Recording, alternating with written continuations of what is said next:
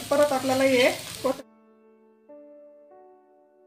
नमस्कार, बघा आपल्याला आज बटाट्याची चटणी करायची आहे। त्यासाठी मी हे 5-7 बटाटे घेतलेले आहेत आणि आपल्याला एकदम अशी चटपटीत आणि सिंपल एकदम सोपी अशी बटाट्याची चटणी करायची आहे। तर आता ज्यांना येत नसेल ना त्यांनी नक्की ही बटाट्याची चटणी मी कशी करते ते बघा। खूप टेस्टी होती बघा, खूप म्हणजे खूप टेस्टी होती। तुम्ही नक्की करताल, नक्की खाताल।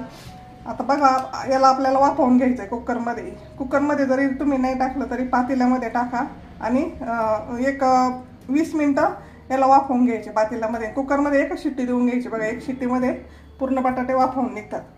तर याला आपण आता वाफवून घेऊ। हे बघा आपण बटाटे हे उकडून घेतलेले आहेत कुकरमध्ये, अगदी एका शिट्टीमध्येच आपले बटाटे चांगले वाफवलेले आहेत। हे बघा आता याला आपण लगेच सोलून घेऊ। हे असे वरची सालपट काढून घ्यायचं, त्याचं सगळं असे सोलून घ्यायचे सगळे।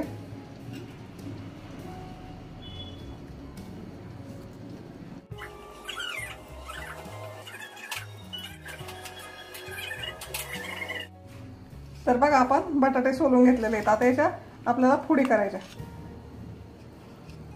हे बघा अशा फोडी करून घ्यायच्या। लहान मोठ्या तुम्हाला जशा हव्या असतील तसे तुम्ही फोडी करू शकता, किंवा बटाटवड्याला आपण चटणी करतो ना तसे जरी दावल्या ना नुसत्या अशा तरी पण चालते बघा।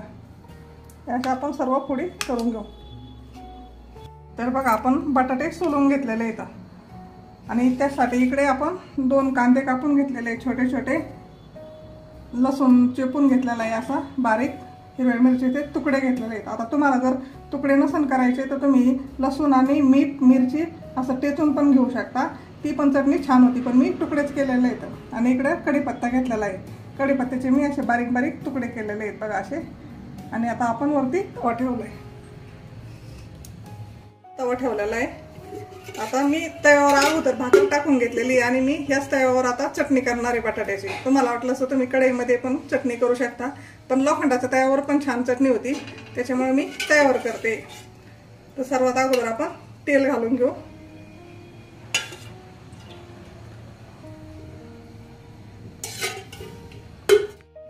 तर आपण 1 चमचा मोहरी घालू याच्यामध्ये।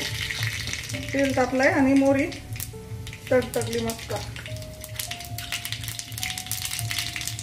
याची चांगली तडतडून द्यायची आपल्याला। आणि एकदम बघा 5 मिनिटात होणारी ही चटणी आपली, जास्त वेळ लागत नाही याला, काही नाही, एकदम सोपी। आता हे कांदा आपण टाकून घेऊ। आपल्याला कांदा आहे ना असा मस्त ब्राऊन कलर करून घ्यायचा, लाल, कच्चा पण नाही ठेवायचा आणि जाळायचा नाही, असं लाल मस्त लाल करून घ्यायचा कांदा। आता तेल तुमच्या आवडीनुसार टाका।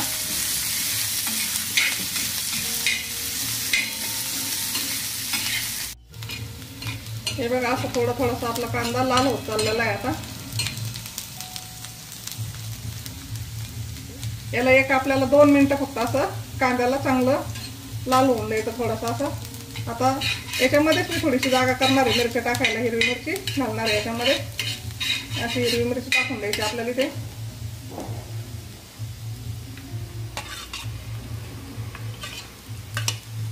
आणि हिरव्या मिरचीवर मी त्याच्यावर थोडंसं मी तेल घालते।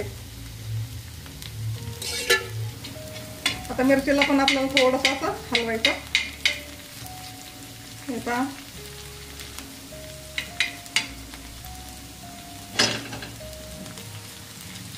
याच्यामध्येच आपल्याला लसूण टाकायचं आता।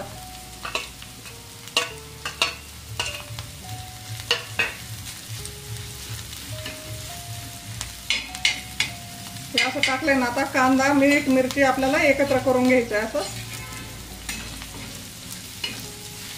मिरच्या तुमच्या आवडीनुसार टाका, कारण का काही मिरच्या तिखट असतात, काही नसतात तिखट। आम्हाला म्हणजे खूपच तिखट भाजी लागते, म्हणजे एवढी काही तिखट नसती, पण आता तुम्हाला ते जास्त वाटतं मिरच्या, तसं काही नसतं, थोड्याशा प्रमाणातच असतात। तुम्हाला वाटेल तसं तुम्ही तुमच्या प्रमाणाने मिरच्या टाकत जा। आता आम्हाला भाज्या लागतात थोड्याफार तिखटच लागतात, आणि तिखट भाजीशिवाय आमचं पोट पण भरत नाही असं आहे। हे बघा असं मस्त आपल्याला याला फ्राय करून घ्यायचं। आणि चटणी खायला खूप टेस्टी लागते बघा, एकदा तुम्ही या पद्धतीने करून बघा, एकदम छान चटणी लागते खायला। आता ही चटणी तुम्ही वरण भाताबरोबर जर खाल्ली ना फिक्क वरण करून तर एकच नंबर चटणी लागते बघा ही। हे बघा आता याच्यामध्ये आपल्याला कढीपत्ता टाकून द्यायचा। आता टाकून द्यायचा कढीपत्ता याच्यामध्ये. त्याला पण आपल्याला असं काही सेकंद परतून घ्यायचं.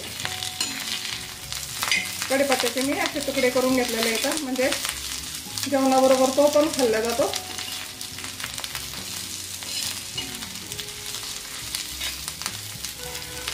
हे बघा मस्त असा आता लाल झालेला आहे. तर आपल्याला याच्यावरच आता हळद घालायची, थोडीशी याच्यावर हळद टाकायची, थोडीशी चटणीवर टाकायची नंतर. हे बघा असं.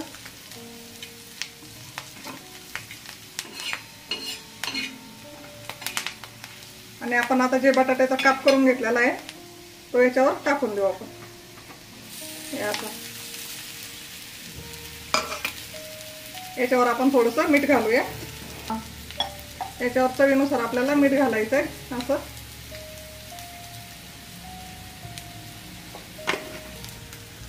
थोडीशी हळदी टाकायची आपल्याला अशी,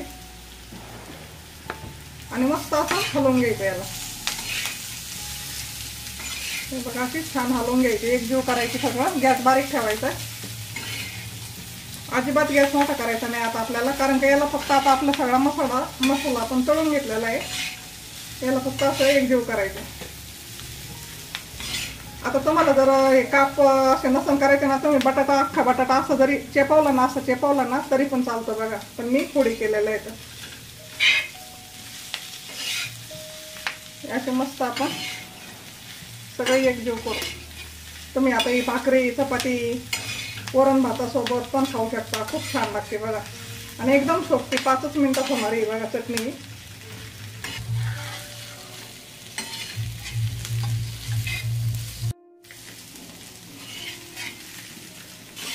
तर बघा आपण 1 मिनिट, 1-अर्धा मिनिट आपण फक्त हे एकजीव केलेलं आहे असं. आणि सारखं बारीक गॅस करून आपल्याला असं एकजीव करून घ्यायचं, आणि काही सेकंद फक्त आपल्याला ही चटणी तव्यावर ठेवायची. आता याच्यावर आपण कोथिंबीर टाकणार आहोत. अशी भरपूर कोथिंबीर असेल तुमच्याकडे तर कोथिंबीर टाकायची, आणि नसेल तर नाही टाकली तरी पण चालते. कोथिंबीर पाहिजेच असं काही नाही आहे.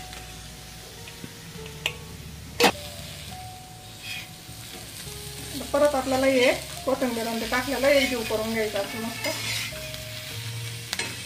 आणि छान अशी चटणी झालेली आहे आपली खाण्यासाठी बघा, एकदम मस्त. एकदा नक्की बनवून बघा. आवडले असेल तर तुम्ही सबस्क्राईब पण करा. हे बघा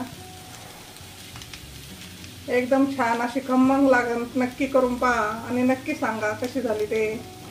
धन्यवाद.